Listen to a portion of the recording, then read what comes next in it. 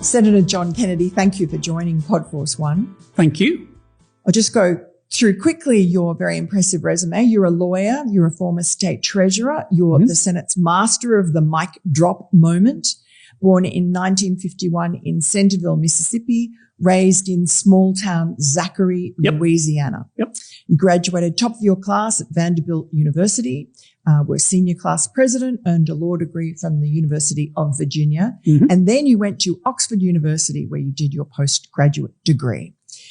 Elected to the US Senate in 2016, the same night as Donald Trump. Yeah. But you had been for a long time a Democrat. So we'll talk about that later because that's an interesting transition. Married to your wife, Becky, for 35 years. Your favorite pastimes are fly fishing and duck hunting. This is an ego-driven shutdown. It's politics. Here's what happened. The country was rocking along, minding its own business. Our budget ran out at midnight. We knew it was going to run out. So we've been talking to the Democrats about just extending the negotiations for a new budget for 6 or 7 weeks. No strings attached. Just let's keep talking, but keep the government open. And the Democrats stepped up and said, we will vote no. We're going to shut her all down unless you give us $1.5 trillion. And we're going to tell you how to spend it. Well, I mean, our heads snapped back, and I thought, my mama did not raise a fool. And if she did, it was one of my 3 brothers. And I'm not voting for this. And every Republican said, are you kidding me? So that's why we're in a shutdown. It's really about, but it's not about the money. It's also about politics, which I'll be glad to go into if you want. Apart from the shutdown, what else is irredeemably stupid in Washington? Well, common sense is illegal. And the problem you've got, and I'll tie it again to the shutdown. This shutdown will not end until 60 U.S. senators take their egos out back and shoot them. Right. Because this is all ego driven. For example, it's not all his fault, but he deserves a lot of the blame. Senator Schumer is worried about his personal politics in New York. With AOC nipping at his heels. I mean, his numbers, his poll numbers for his reelection are on a journey to the center of the earth. The loon wing or the progressive wing or the socialist wing, whatever you want to call it, of the Democratic Party is mad at him. They don't love him. Chuck wants them to love him. They'll never love him. And because they're run by Congresswoman Ocasio-Cortez, and she's probably going to run against Chuck. Now, I'm not saying that's the entire reason. She might run for president. But she could run for president. But that's driving a lot of this. The Democrat, my party, all parties change. Yeah. My party, Republican Party, has changed. But the Democratic Party is in a fight for its soul. It's in a civil war, isn't it? And the loon wing, as I call it, or if you want to be polite, the socialist wing, is on the ascendancy. Yeah. They're about to elect a mayor, a socialist mayor of New York, which I find breathtakingly dumb. Yeah. But this is a democracy. People can vote how they wish. But what's gone wrong with the Democrats? Is it Donald Trump that's made them crazy? For one thing, they don't have leadership. If I were advising the Democrats, I'm not. And they don't want my advice, Miranda. But I really would. I would tell them to go talk to Bill Clinton. Yes. Not Joe Biden, not Barack Obama, but Bill Clinton. Bill Clinton can explain to them how what a lot of they are doing in terms of, as seen by the average American, is just stone cold crazy. I mean, open borders, belief that our kids can change genders at recess, the loon wing of the party, it hates George Washington and Abraham Lincoln and Thomas Jefferson and Dr. Seuss and Mr. Potato Head. They think that they're all racist. The average American doesn't think that. And Clinton moved the party back to the middle. But they don't want to listen to him because Clinton, I don't agree with a lot of what President Clinton stands for, but he's certainly not a member of the loon wing of the party. This is going to sound strange. His wife is. His wife is a little to the left of Lennon, but Carville has given them advice. Now, I've known James for a long time, Carville. I knew him. I'll tell you how long I've known Carville. I knew him when he was poor. That's been a long time. That was a long time ago. Carville is preaching the same thing. Yeah. But anyway, that fight's going on with the party, and that explains a lot of the shutdown.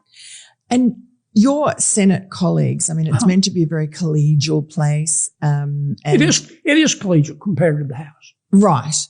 But, I mean, you must look across the aisle at your Senate colleagues and either pity them or just marvel at their stupidity. Well, the Senate Democrats and the Senate Republicans are different. In the Republican side, we've got 4 or 5 free-range chickens. Right. They'll wander off. You're one of them, are you? I am one, but they'll wander off. Who are the others? And Rand Paul. Rand's a free-range chicken. Is Ted Cruz? No, Cruz is not really. He can be on certain issues. Yeah. And I don't mean this critically. They're just independent. I think it's a positive. Susan Collins is another one. Mitch can be, since he's no longer majority leader. Right. We don't always move in tandem. Now that's good and bad. But the Democrats, for the most part, if Chuck, what Chuck tells them to do, they do. Right. I don't mean any disrespect, but if Donald Trump envies that. Well, of course, that's all presidents want you to do what you're told. But if Chuck told some of the Democrats to go join the Taliban, they would say, "Where's the line, Mr. Leader?" But that's why we're in a shutdown. Yeah. And here's how it's going to end, I predict. Chuck will go to 6 or 8 of his members and say, "Look, we got to get this thing back open. So I want you to vote to open it up, but don't tell anybody I told you so. I'm going to keep voting no so I can try to save face. Yeah. But you vote to open it back up." Yes. Now, nobody will be fooled. And the risk that Senator Schumer runs by doing that, there's a fine line between looking like you're in charge and mutiny. He doesn't want it to look like a mutiny because then he looks weaker. But that's how this thing will get open because the Democrats know they're not on solid ground. Don't you think, I mean, I hate to keep critiquing the Democratic Party, but you were a Democratic Party. I was until 2007. Yeah. But in Louisiana, national politics had not seeped into Louisiana. In our state at that time, most people were Democrats, but they were conservative Democrats. Like blue dog Democrats. Yeah. I've been fiscally conservative all my life. But then things started changing. And I looked up one day, I was a state treasurer, and all of the people that supported me and all the people who handled my legislation in the state legislature, they were Republicans. Right. And the Democrats would dog cuss me. And I'm a member of their party. Right. Because I wasn't part of the loon wing. And so I said one day, there's got to be a better way of doing this. And I just decided about 2 months before one of my reelection campaigns for treasurer, I stood up in front of God and country, people in Louisiana. I said, "Look, hey, I'm going to change parties. I want y'all to know that. If that upsets you, you can vote against me. But that's what I'm up to." And I did. And I've never looked back. And did any particular incident precipitate that? Like, was there a drama with somebody? Yeah, well, my Democratic colleagues stopped talking to me. For example, I would go down to the state legislature. I was constantly, I'm cheap, especially with taxpayer money. I squeak when I walk. Okay, I'm cheap. And I would go down to the legislature and try to give them ideas about how to save money. Well, my Democratic colleagues in the legislature would come up to me and they'd say, "Kennedy, what planet did you parachute in from? We're the party that likes to spend money. You need to be helping us add money." I said, "No, guys. This money didn't just fall from heaven. We thank heaven for it, but it came out of people's pockets." And we grew further and further apart, mostly on fiscal matters. And then, of course, after I switched parties, the Democrats today, I don't recognize many of them. They all this stuff about transgenderism and open borders and hatred of people, and you're a racist. if you don't agree with everything they stand for. And I think that's why their party's in trouble. I'm not saying my party's perfect, but I think this is the way most Americans look at it today. And it's why Trump was elected. Yeah. People look at the choice, Democrat, Republican, and they say, well, Republicans aren't perfect, but the other side's crazy. Right. And that's why they elected President Trump. They know all about President Trump. He's unruly. I told him one time, I said, Mr. President, your problem is you grow anxious when you have an unexpressed thought. He just says anything. He says everything. But did you really say that? I did say that. And what did he say? He was cool about it. Yeah. He asked me one time, he said, how do you like my tweets? And I said, well, Mr. President, don't take this the wrong way, but tweeting a little bit less would not cause brain damage. And he looked at me and said, you don't like my tweets? I said, no, I didn't say that. I said, I like steak, but I don't like 8 steaks at one time. And you can't just say everything that comes into your head. But of course he does. Do you think it had any impact? No, it was zero. And but the American people get it. But they think between them and Harris, it was hope versus more hurt. And that's why Trump won. Well, President Biden and I were both dog lovers, but I did. I was over at the White House for a photo op on a bill I passed. I stayed for 45 minutes, much to his staff's chagrin, and we just talked, and I got to know him a little bit. Look, we all age differently. At that point, this was in the first year of his presidency. The President Biden was very far along. Far along in terms of his age. Even then, it would, to paraphrase a former Louisiana governor, it would take him an hour and a half to watch 60 Minutes. He was just very, very slow. But he had reached the point in his life, this was early on, when I could tell all he wanted to do was sit around, tell war stories, talk about the good old days. Self-aggrandize. Yep. And then when he was done, he wanted some hot soup and an early bedtime. Mm-hmm. Which is pretty much what he got. And I figured his staff was getting maybe 4 hours, 5 hours of work out of him a day. He couldn't help it in the sense that we all age differently. We do. Mm-hmm. But he did not. I could see the beginning of his neurodegenerative disease. It got worse.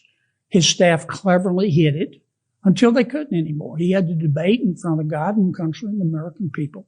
And the American people saw it. Mm. And they said, look, this man is just, he's like my grandpa, who I just took the car keys away from. But I mean, what a travesty that he was allowed to, or chosen by the Democratic Party, which knew that he had cognitive issues before he ran for president. And we all knew it, but we couldn't, his staff would not let any of us, not just Republicans, but Democrats around him. Or the cabinet. Even the cabinet. They kept him totally isolated. Mm. And you could see bits and pieces of it when he would talk and sound like he was from outer space. Yeah. And my people back home in Louisiana would say, who is really the president? And I'd tell them the truth. Whoever the hell has control of that teleprompter. Yes. Because or the auto pen. Or the auto pen. Because all he's doing is reading and doing what he's told. Now, I'm not saying he didn't have some independent thoughts, but I don't believe he was working Miranda more than, at the end, probably 3 hours a day. And you can't do that job in 3 hours a day. But what a catastrophe for the country that's going to take. It was dangerous. Dangerous. I look at what happened with the botched withdrawal from Afghanistan. Well, and I remember when Putin was lined up on the Ukrainian border, thinking about going in, weighing his option, watching President Biden at a short press conference say, well, if it's a small incursion, it might be okay.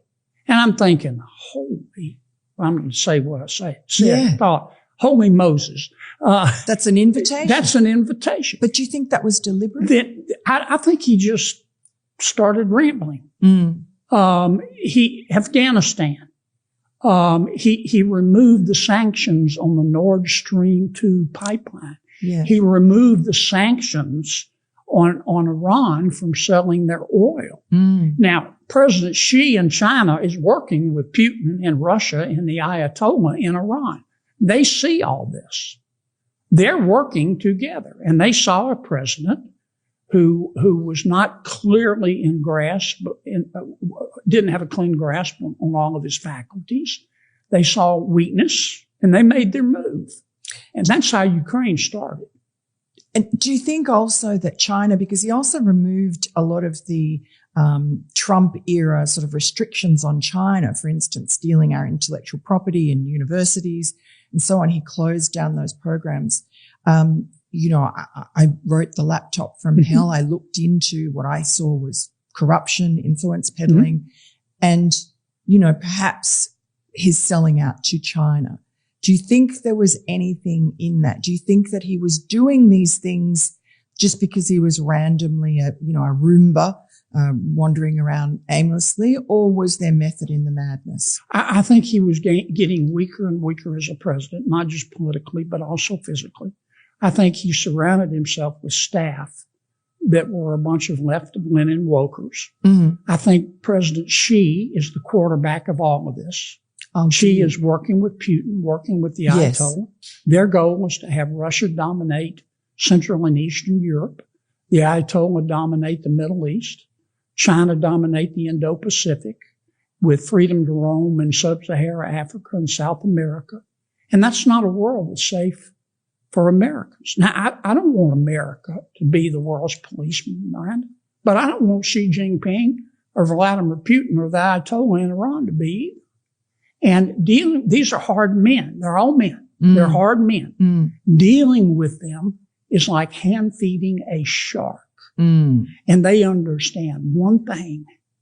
And Biden would send Sullivan and Blinken over to talk to them. Yeah. I mean, we're in the middle of a prison riot in Ukraine, and Sullivan would go over there and try to quote Socrates to them. Yes. Instead of showing force. And even when Hamas attacked Israel, all Israel did, they did the right thing. Israel beat Hamas. They beat Hezbollah. They backed off Iran, and they did it with President Biden hanging all over their back, and Europe. Yes. Saying, stop. And Israel said, no, we're not going to stop until we kill these people who want to kill us first. So the Israel question, we're seeing that in America, polls are showing that America, which, used to be back Israel, most Americans to the hilt, now that's softening, and especially with the younger generation. And it's over, the Hamas, the war in Gaza. Why do you think that is happening? I think short term, opinion is mixed. But I think long term, the American people will come to realize that the Middle East is safer because of what Israel did. Not just safer for the Israeli people. By backing off Iran is behind Hamas and Hezbollah. By backing off Iran, bombing its nuclear site, knocking out its air defenses. It's not just Israel that's safer. It's Saudi Arabia. It's Egypt. Yeah. It's Jordan. World. Yeah. It's all the countries. They will not say it publicly, but they're more scared of Iran, who's backed by China and Russia and North Korea, than they are of Israel. Now, I know they're unpopular in Europe and in some quarters of the United States. Columbia University. But I think history will prove